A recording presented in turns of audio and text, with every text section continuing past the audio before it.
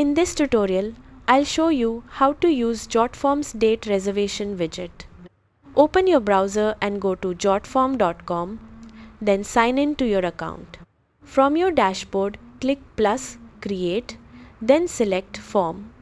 Choose Start from Scratch and select Classic Form. In the Form Builder, click Add Element, then open the Widgets tab, search for Date Reservation and click the widget to add it to your form. Select the widget and open Widget Settings. Set the days limit to control how far in advance users can make reservations. Next, open the Properties panel to adjust the widget's width and height so it fits your form layout.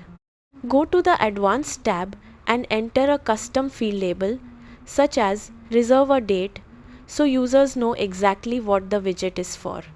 When you're finished, click Preview Form to test the widget and make sure date selection works correctly. If everything looks good, click Publish to generate a shareable link or embed code for your website. That's how to use Jotform's Date Reservation Widget. Thanks for watching.